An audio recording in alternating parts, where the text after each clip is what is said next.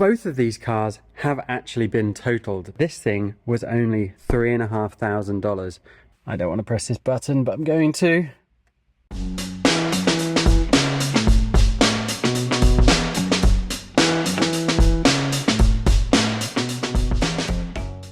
Hey, welcome back to the channel. So in today's video, I'm really excited. I get to introduce to you not one, but two cars. They are two of the same model, a few years apart, but the really exciting thing is we are going to fix them up and go racing. Oh man, he's already caught traffic. Get him on the street. I know, that's... Is that Neil? Neil's car is broken. Why is he out? His PCB belt's blown. That ruined that lap. 1012. Oh, 1012? 1012. Oh, that's it. No, he's caught up. Shit, man. God damn.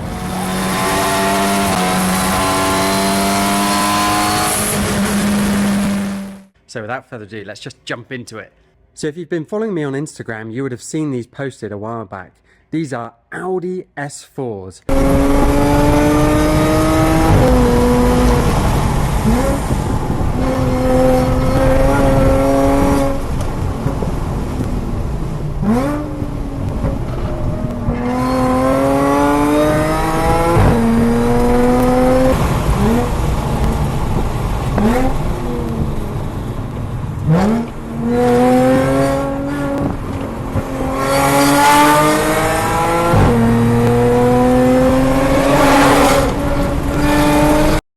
This one is a 2010, so this is the B8, and the one over here, hiding away with the battery charger on, is a B8.5, so this is a 2015. They have a 3-litre supercharged engine, and it is fantastic. In fact, out of the range of cars that Audi have done over the years, this is one where the engine itself is pretty stout. To this day, in fact, I think it was up until this week, people hadn't even been doing like replacement rods or anything. You would literally throw a couple of pulleys on here, additional cooling, and you would get this thing up to over 500 horsepower, which is insane.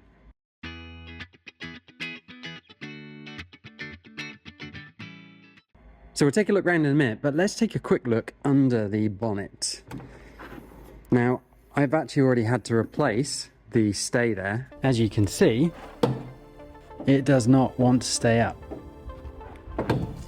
That's okay though, we have a replacement. Question is, can I do it one-handed? So using the old hack of vice grips to hold this up, but the problem is I've still got to hold the hood as I release the clips to put the new one on. Just take a screwdriver, insert it in the little flat spot, and it should come out. Pop the new one in, and repeat the same at the bottom.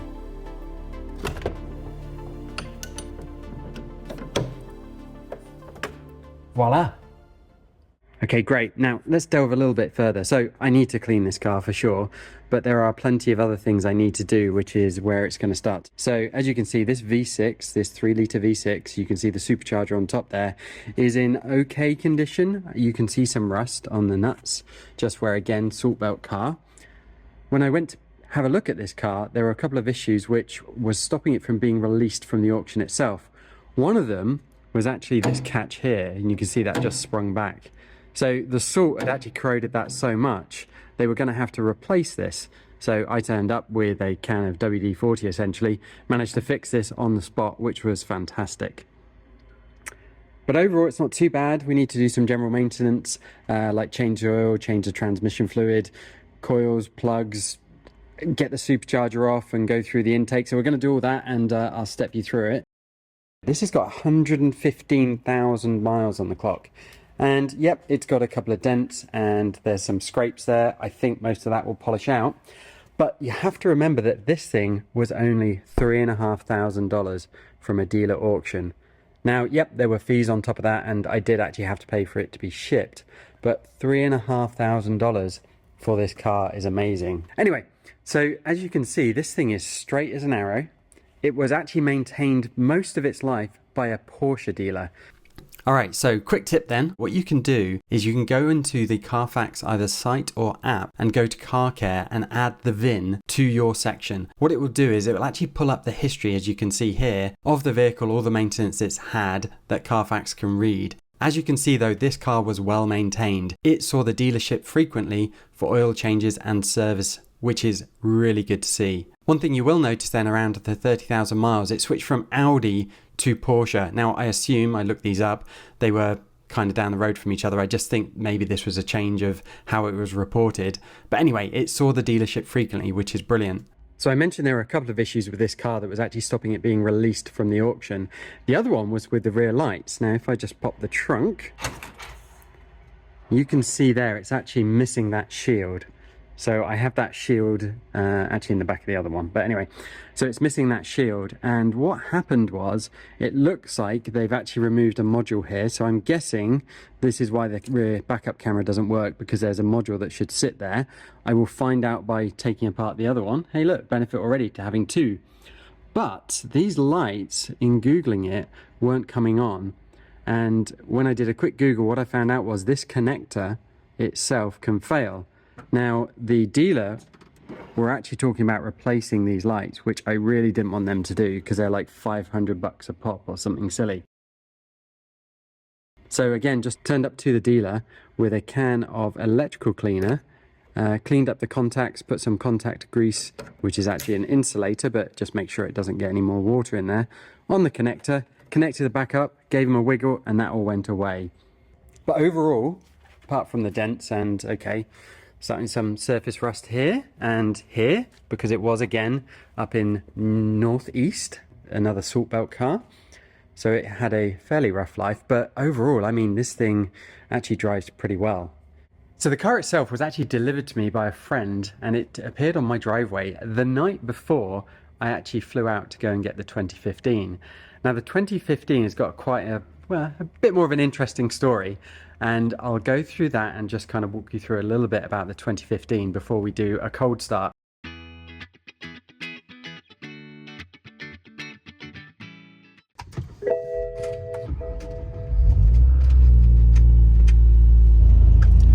It's 5 o'clock in the morning and we're starting on another adventure. Of course you can't see it's 5 o'clock because it's still got the silly power issue. But trust me, it is. And it's been snowing. Is it sad that on the BMW's 1 year anniversary, I'm going to go and look at another car and leave it for a couple of days at an airport?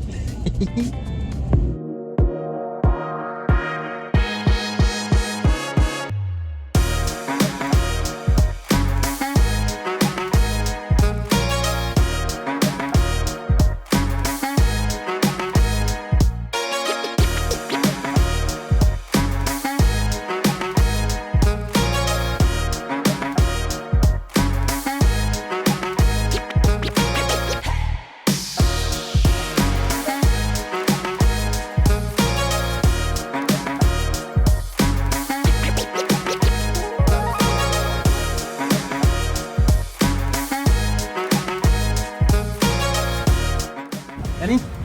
Nice to meet you, man. How's it going? Good. It's cold out here.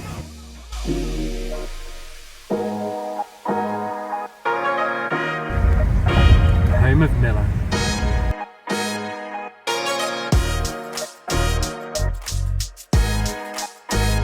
There it is. It's next to the area. It's like an Audi family.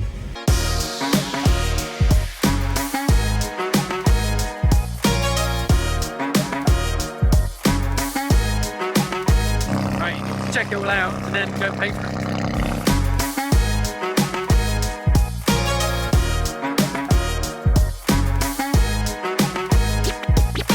Come on.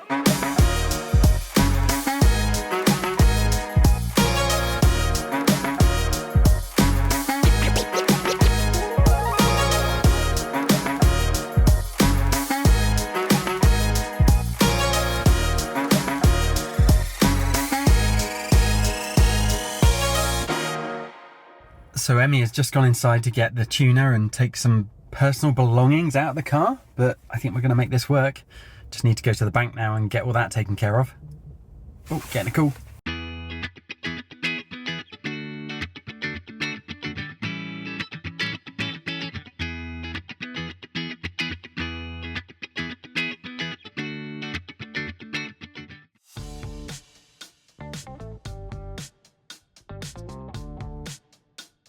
Think I found the cause of the dead battery. Time to turn those off. Check this out. After fueling up, I can get the key fob fixed. I wonder if the key works now. It does. Check that out. One thing fixed. Now the other error that's coming up is for the rear light, and there's a cable hanging down. So that should be easy to fix, so we'll wait and see.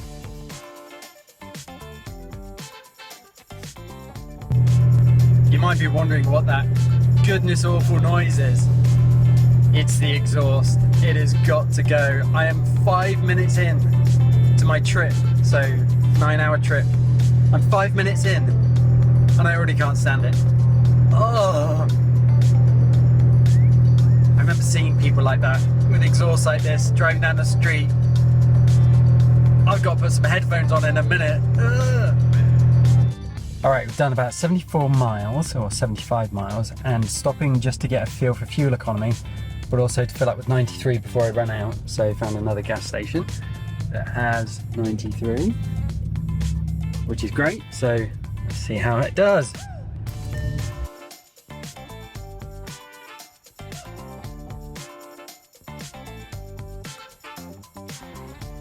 All right, 253 miles to go. We did 239 miles on that tank and we were just above the empty. I mean, it still said 70 miles, but we're gonna fill it up.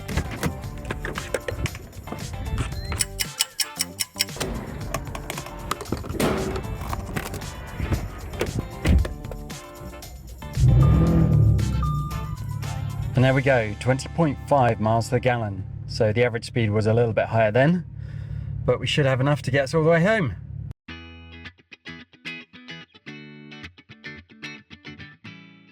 Now both of these cars have actually been totaled. This one has been totaled once, about 3,000 miles ago. It was cosmetic damage as far as I can tell from the Carfax, but as you can see, I mean, this thing is actually in really good condition.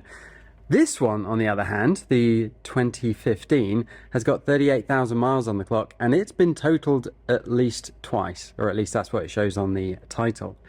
So I'm not familiar with Washington titles, but you can see here that there are two brands. One is Other, which I think was the original accident, and then the rebuilt was later, so that looks like 2021, I assume, in September. Now 9 months is quite a long time for it to be sat around, but that actually might just be when they end up titling it and putting it up for sale. So not too worried about that. And I did pull the Carfax for this one, that one was important. And scrolling down the Carfax, you can basically see that it was serviced as well, which is really good to see. But here you go. So on the 7th of July in 2020, there was damage reported. It looks like it was made a total loss in the October. I assume? I don't know. But I mean, if it was reported in July, then it was serviced, then it was damaged again. Does that mean it had two accidents? Who knows? Later, however, at Maryland, you can actually see that there was a salvage title issued. Finally, before being sold at auction. And then it was purchased in Utah, so it was offered for sale in Utah. So it looks like it did actually spend quite a long time out of action, almost a year from that July, providing these weren't two accidents, all the way through to the following September. And then it was sold. There's another issue here that appears on the Carfax, but I think this is just saying, hey, look, when it was registered in Utah, in Salt Lake City, this is what we found. We had to issue this. So I think maybe it was only once. I really can't tell. If anyone knows how to read these better or has got any idea what happened to this car, let me know.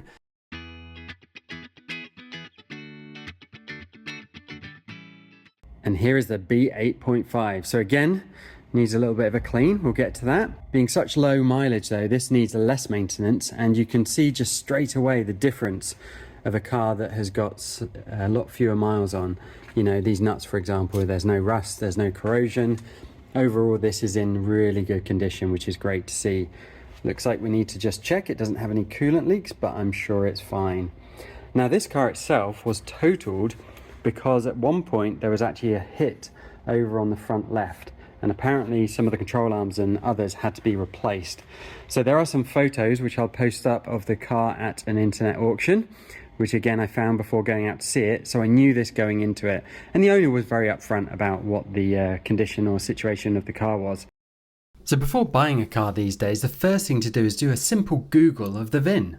You'd be amazed at how many times that will turn up websites with pictures of salvage auctions. So there you go, sold in December 2020 for a final bid of $12,600 and an estimated retail of $31,000.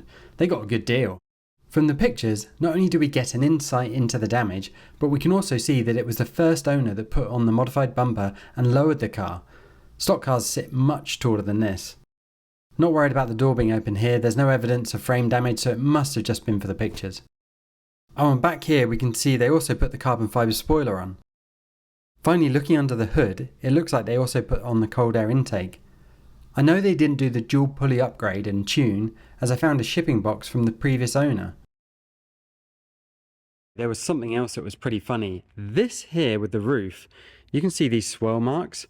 At first I thought it was with the paint, but if you look closely and you get really close, you can see there is actually a wrap on here. So I don't know if where this sat in the auction, if the roof has actually gone faded. You can definitely see some signs of that over here on the lip that someone has put on. So you can see there that that clear has gone slightly faded, which we'll end up fixing up. But overall, apart from that, I mean, it's a little bit dusty. Apart from that, this thing is in fantastic condition. It's just great to see a car like this that's been looked after. I don't think that's standard. I think they came with the V6T. Why Audi put T for supercharged, I don't know. But overall, like I say, it's in great condition. Now, there are a couple of issues that do definitely need fixing. So there's a leak underneath, which we'll see here. And then there's also this exhaust, which, okay, let's just jump to a cold start on both cars and hopefully you'll understand exactly what I mean. Oh, look, 034. I wonder if I should get this tuned by 034. That would be quite funny. So we're going to do a cold start. I'm going to compare both vehicles. This is going to be terrifying. Okay, ready for this? I don't want to press this button, but I'm going to.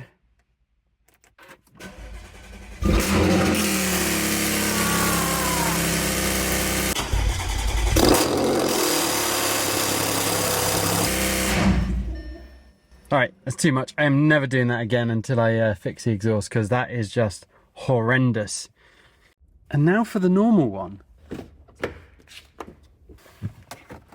This is how it was meant to be.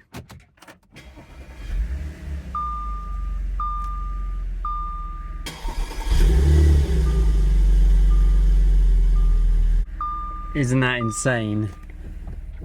The difference. So funnily enough, on the other car, you couldn't even hear the beep of the door being open. Yes, I know the lights are on, thank you. Shut up. Right, so we want it louder than this one. Not as loud as that one. And that's where this fun box comes in. I can't wait. Look at it, it's glorious. As you can see, or at least hear, that is horrific. This exhaust is straight through. The cats have been removed, and from basically the headers all the way back, there is no restriction. There's not even an X pipe. So we need to fix that as a priority. Really interestingly though, having both of these cars back to back, being able to do cold starts, you can hear just how quiet the regular S4 is. And it's insane to think that you can make that much difference, but it's just very luxurious and smooth. Now, when I picked these up, these were the two cheapest Audi S4s in the country, especially for the year, make, mileage, and all the rest of it. Some of that definitely comes from they both got salvage titles, so that's always something to bear in mind. But for what I'm going to use it for, that's okay. I don't mind a salvage title. So in fact, I feel better tracking a car with a salvage title. Still not good.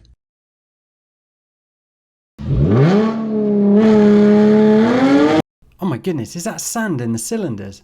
I'm going to have to try and find some way to get this out.